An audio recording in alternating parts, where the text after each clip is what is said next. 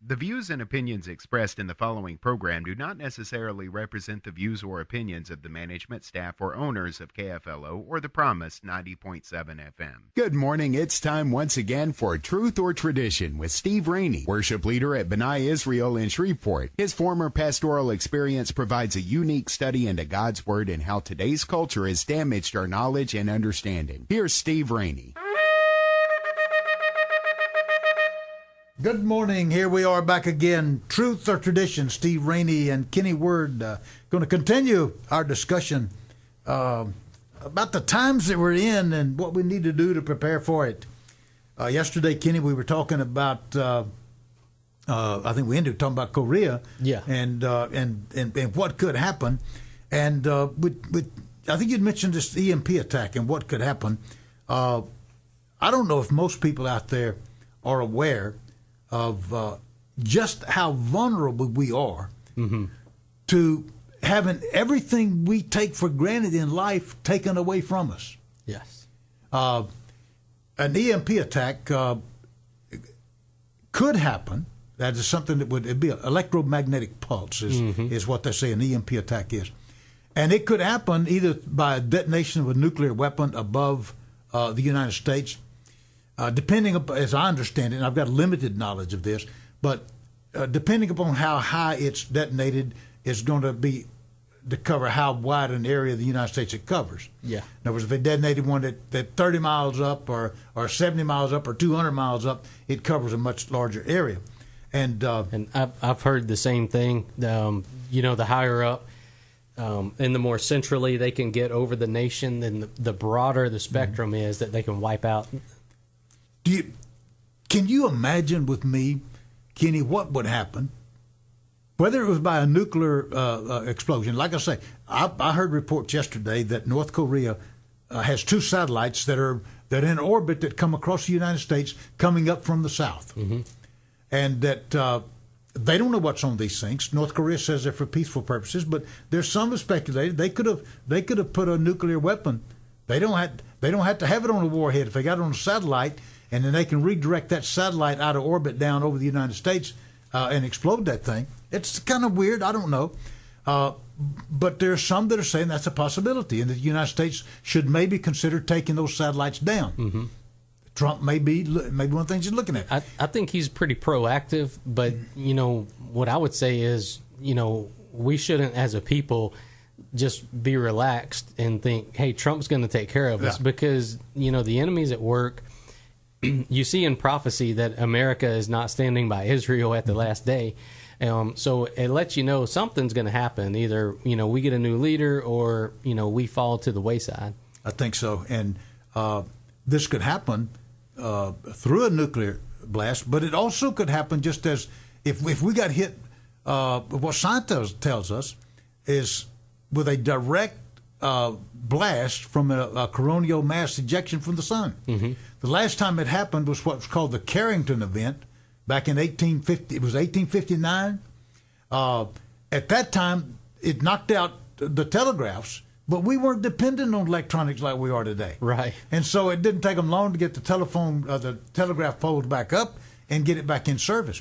But Homeland Security, in a report to government officials here just a few years back, said that if the United States electrical grid went down due to an EMP attack, that it would put the United States back 200 years overnight. 200 years. You think about that. 200 years ago, we weren't driving cars. We were going around in horse and buggies. We didn't have refrigeration. We didn't have air conditioning. We didn't have running water. And the thing I would add about that is we've lost the skills, too, by and large. Now, there's still some people that, can work with horses, but the majority of the people back then, all of them could. That's right. Now, they knew how to survive. Yeah, but now, like you said, I think you're looking at probably 10% of the nation would know how to survive, would be capable of surviving. What I was surprised when they said that they thought 90% of the people would die in the first year, and I thought, well, certainly there'd be anarchy and people killing and looting and stuff, but no, they said that most of the people would die as a result of disease. Yeah. and starvation. Yeah. You think about it. We're here at Shreveport, Bossier. People can go for 30, 40 days without food. You don't go about 4 days without water. Mm-hmm. And we are so dependent upon our water. Yeah, turn on the faucet and it's supposed to be there. And you think about it, if the electrical grid went down, Mm-hmm. they say it'd take about 2 years, they could restore it. But in the first year, if 90% of the people are going to die as a result of disease, you think when you can't flush your toilets, you can't bathe. There's no clean drinking water. Yeah. They say that the shelves in our grocery stores will be empty in 3 days maximum. If trucks can't run because they all have electrical boards in them or electronic boards these days, they can't deliver fuel. They can't deliver more groceries. Even our water facilities, say here in Shreveport, Bossier, they've got backup generators, and most of them are probably diesel ran. Yeah, and you would run on fuel for a few days. That's right, for a few days. That's it. Then if they can't deliver you more diesel to run those generators, then the water's going to quit pumping. Yeah, because that generator is just a temporary means. That's right. And that there's going to be something, no matter how much you prepare, that doesn't work out right, that you're going to have to adjust. And I think too, it could be something other than like an EMP strike. It could be that, some people think that the dollar bill is going to burst. Yeah. Some people think that, there might be a terrorist strike. Mm-hmm. Just all kinds of different things could happen. And I think it's good to be prepared. It's good to be forewarned about it, and you can be forearmed about it. But at the end of the day, you've got to make you need to be educated. You need to do the best you can. But even at the best you can, you have to remember that your provider is Jehovah. That's right. Jehovah Jireh.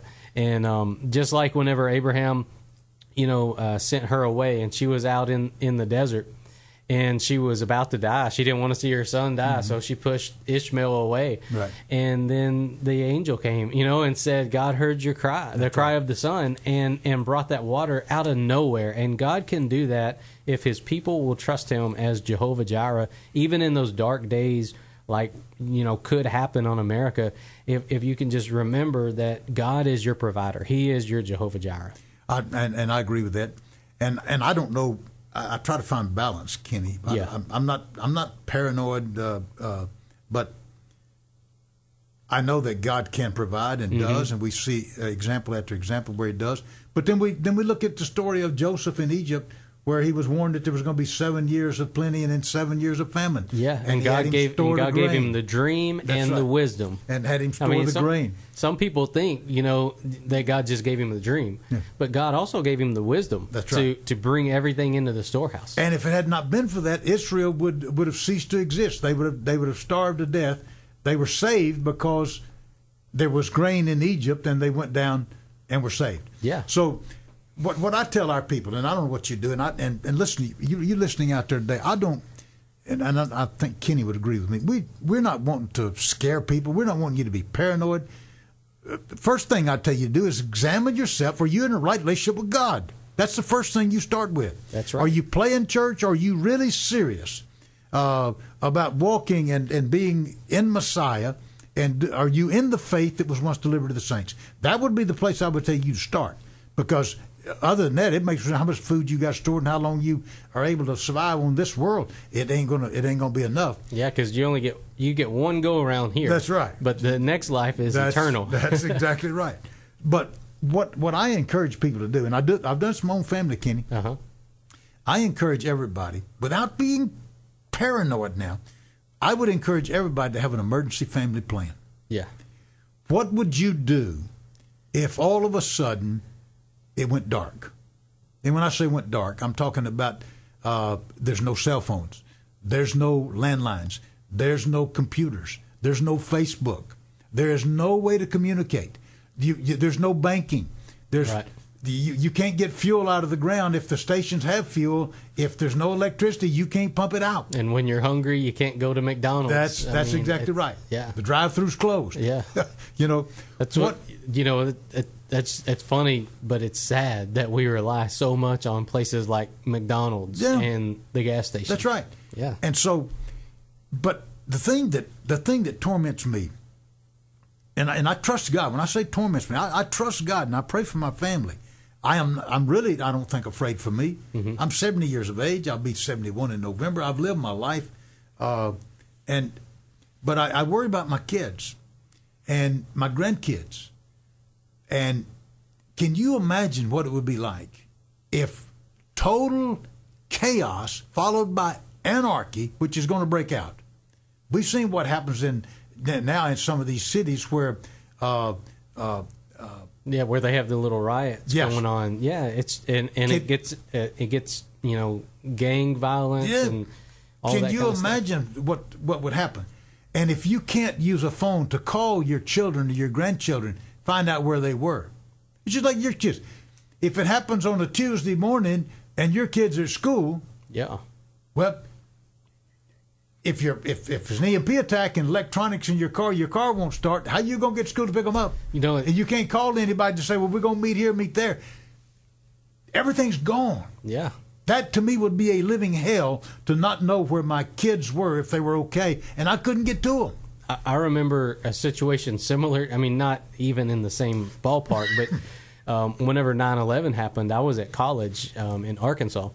And I remember I was on E. I was going to school, but like every college kid, I was putting myself through school, and money was tight, and my truck was on E. Well, when I got to school, we're seeing everything that's going on, and we didn't have classes and everything, but I had to go to work after school, and I worked from 2 in the afternoon to 2 in the morning, and I had to go to work, and the gas station was blocks and blocks deep, and here I am. I have to be at work at 2, and I'm not trying to preserve anything. I'm just trying to get to work. But it took, I was way late for work because everybody, and they were limiting people. They were raising the price of gas. I think it was like $10 a gallon. I mean, all kinds of stuff. But just on an event like that was in New York, but. What's it going to be like when it's everywhere? We can't imagine. Yeah, we can't imagine. Just going to be crazy. And so what we've done, I tell my family, and we've had this plan in place now for years, and I say if the unimaginable happens, we need to know where we're going to try to gather. Because you're not going to be able to call me. I'm not going to be able to call you. And so what we've determined is we have a place determined that we're going to try to gather and try to ride this thing out until the rapture, or until the Messiah comes, whatever it is. Right. But everybody's got to know beforehand that if that happens, this is where you're going to try to get to. And if your car will run, fine. I tell them, don't ever let your car get below half a tank of gas. Mm-hmm. Because if you got a half a tank, that will get you to our meeting place. Yeah. But if you're on empty and it happens, you say, oh, crap, I knew I shouldn't have done this. But isn't that like the 10 virgins, the foolish ones and the wise ones? Didn't have oil in their lamp. Yeah, they didn't have oil, and they're like, hey, give me some of what you got. No, you ain't getting my oil, brother. That's right, because I got somewhere I got to go. That's right. That's right. And so I tell people to be prepared. But your vehicle may not run. So I tell my son, my youngest over here is 18, I tell him, don't ever let your vehicle get below half a tank. And if the unimaginable happens, we know this is where we're going to meet. And you get there any way you can. If your truck will run, you get there. If not, you walk, you ride a bicycle, you get there, because this is where we're all going to try to get to. Yeah. Because there's no way in the world I'd be able to go find you. Yeah, exactly. You're not going to do that. So everybody needs to have a predetermined place that you're going to try to gather. And I just can't imagine. Like, I've got a cell phone sitting here right now. We're so used to these darn things that I can pick up and call them or send them a text message or message them on Facebook or something. If you can't do that, you can't talk to them. Yeah, I think it's an interesting thought, Steve. That we're on today, and I think it's very wise to have a plan. There's nothing wrong with having a plan at all. I think it's a well-known fact that even if it's not North Korea, Like I said, it could be anything. We know that even like the global elite people, they want to see a reduction in the population of America. And we could experience, something where they set something off to start bringing the population down. I mean, and it's, you look at those things like I don't know if people ever heard of like the Georgia Guidestones, where, someone has set up, it's basically like 10 commandments for people that believe in depopulation. And their goal is to reduce the number of human beings on the planet. I heard a report last year that even the Pope said that we need to reduce the population by about 3 billion people. Yeah, exactly. And so, and a lot of people think that, like Barack Obama or Hillary Clinton are part of this global elite thing. And, as long as people were able to keep a cell phone and still go to McDonald's, they're not going to complain. But once that is turned off, then you're going to start seeing a mass insurrection take place, and that's when you're going to see things really go bad. It's worried me for a long time, Kenny. Of course, it's no secret, those that know me, that I have a pretty healthy distrust for the elites and the government. I've never had a flu shot. I won't get one. Yeah. I don't trust them.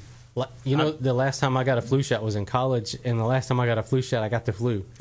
So, and here I am. I'm just a simple guy. I'm like, hey, I'm not getting it again. Listen to me. Listen to people out there. I am not one of these kooks that, but I'm telling you, I don't trust a whole lot of these things that are going on.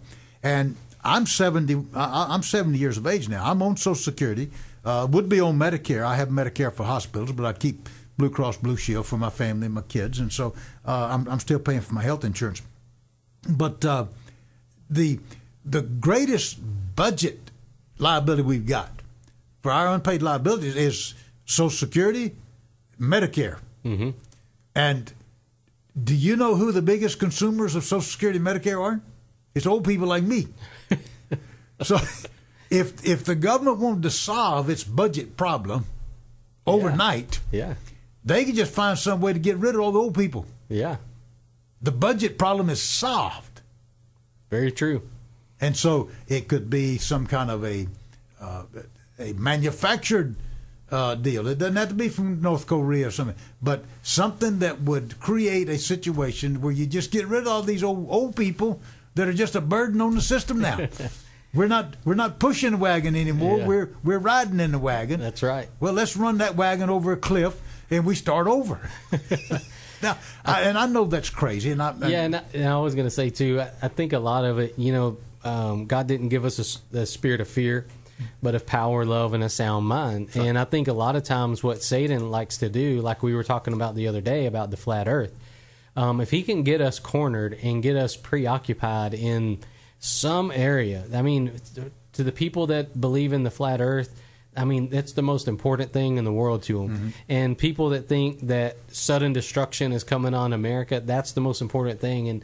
And sometimes it can get us, away from God's will, because Satan is trying to inspire fear in people right now. And I agree with that. And of course, to my point, I've got I know a lot of people, that are buying property in Arkansas and the mountains, and they're going up and building these places for them to ride things out. I'm not doing that. I've told our people, I think you should be prepared. I think every family should have an emergency plan, but don't do anything you wouldn't be doing anyway. Right. I'm not going to go build something, you don't know what's going to happen. And first of all, God has put me here to have a voice and to try to reach people and bring them into relationship with Him. He didn't put me here to hide out in a cave in Arkansas, in the mountains somewhere, and wait till He comes and raptures me out of here. I want to be in the thick of the fight. That's exactly right. God didn't call us to a life of preservation. That's right. He called us a life of perseverance. Absolutely. And to be a voice in the wilderness, not to bunker down and hide out. That's exactly why I'm here. It's why I pay for the money I do for these microphones, because I want to be here to try to reach people, and especially if things get bad, they're going to be willing to listen where today they may not. Some of you that may have started out listening to Kenny and I today, you got a tea time that's coming up, and so that tea time is more important to you than it is hearing about the things we're discussing. And I understand that. But when things go bad, if they go bad, then you're going to want to listen to somebody like Kenny and I. Say, now, what were those crazy guys talking about again? I want to go back and listen to that, because I'm telling you, your priorities could change in a heartbeat. And what I want you to do, and what Kenny wants you to do, is to examine yourself. Know that you're in a relationship with God, that you're not just believing in God like you used to believe in Santa Claus, but that you, when you believe in Him, it's a trusting and a reliance upon. It's a commitment to. And if you do that, then we don't have to worry about what's going to come. All they can do is kill us. Right. You know what I mean? That's the worst they can do, is to kill us. And they can only kill me once. Yeah, they can only kill us once, and then we get to spend eternity with Jesus. That's right. And, that when you're born again, that's what your heart longs for. That, when you're born again, there's something inside you that cries out to be with Jesus. It cries out to be around Him, to be around His people, to worship Him, to study Him, to know Him more. And so when there's this fear of death, that's death is only a doorstep. Like David said, it's the valley of the shadow of death. Yeah. And and he was picturing death. It's a type, but it's a doorstep into eternity. It's just a doorway.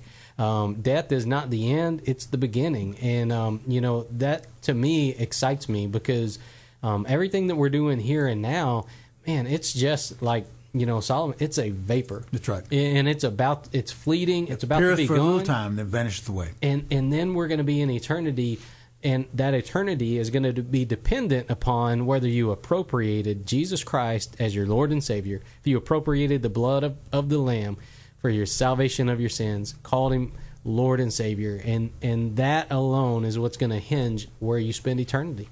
It always troubled me when I was dealing with people, Kenny, that say, yes, I love Jesus, I'm saved, and I want to go to heaven. I just don't want to go today.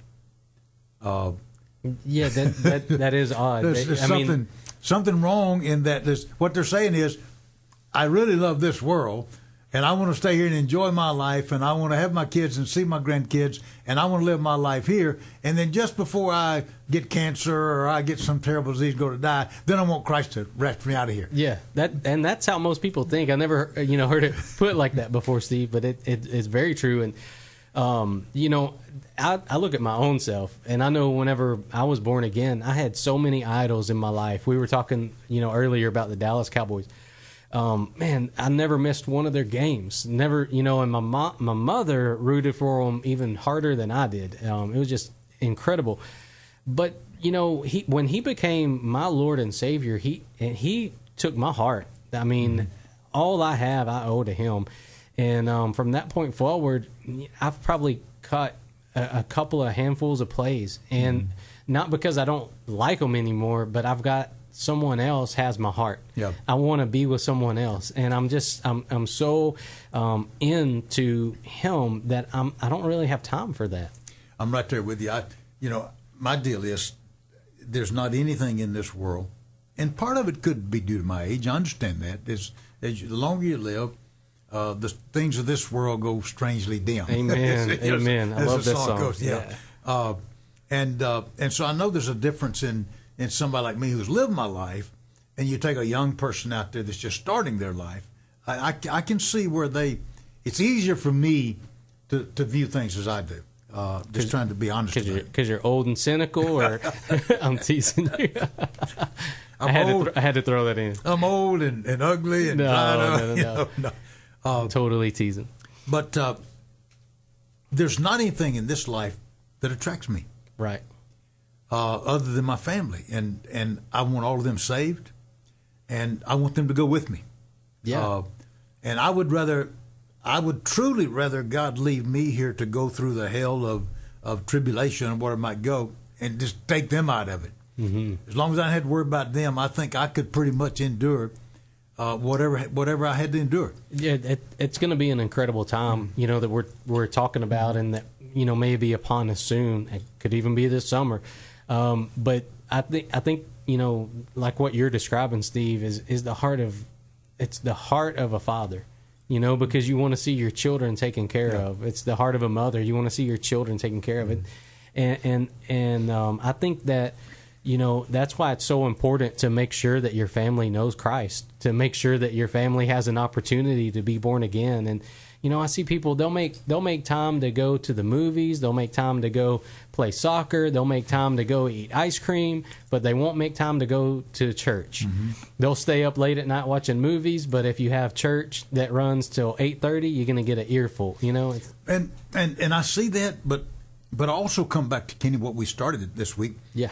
I lay a lot of that blame at the feet of the preachers. I'm with you. Because if we've made church so boring because we're not opening, I'm serious.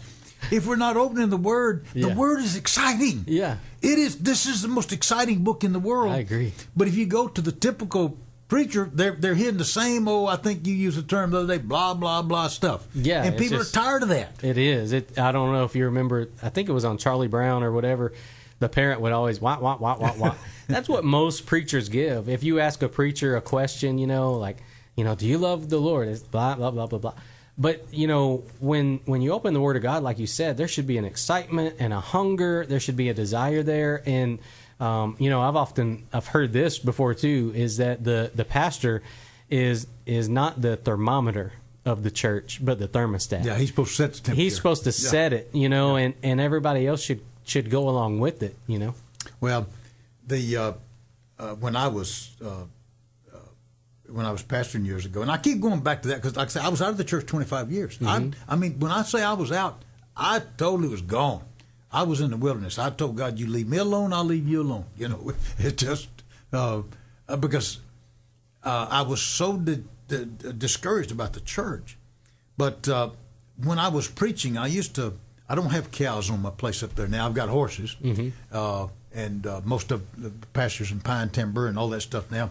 But when I was preaching and I had cows, and I said, the reason that the churches are so empty and so dead is that we get ready to have a revival, and we put out all kind of brochures, and we put out signs, and go have this great revival. Everybody come, and going to do this great deal. And when they come up there, they get the same old thing they've been getting. Yeah.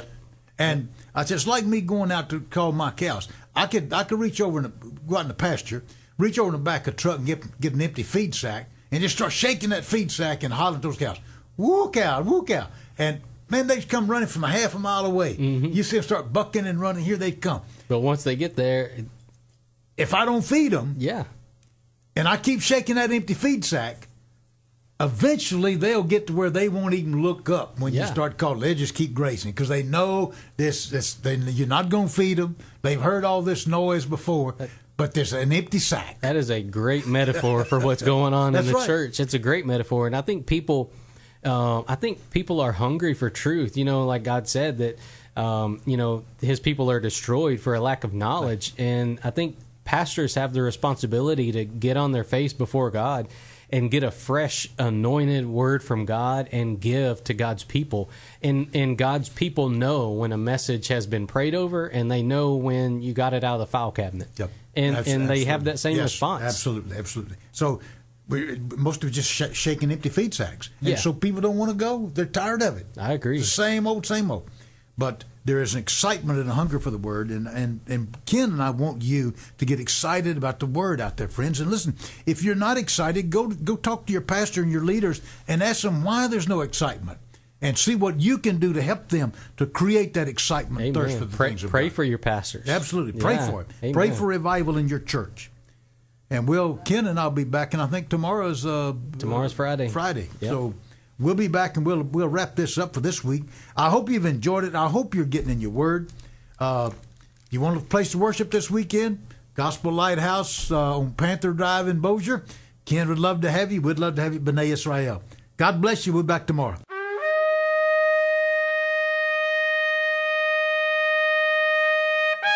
You've been listening to Steve Rainey, worship leader at Benai Israel in Shreveport. For more information and worship times, visit ShreveportMessianics.com or check out the Facebook page at Shreveport Messianics. Tune in weekday mornings at 9:30 for more Truth or Tradition with your host, Steve Rainey. The views and opinions expressed in the preceding program do not necessarily represent the views or opinions of the management, staff, or owners of KFLO or the Promise 90.7 FM.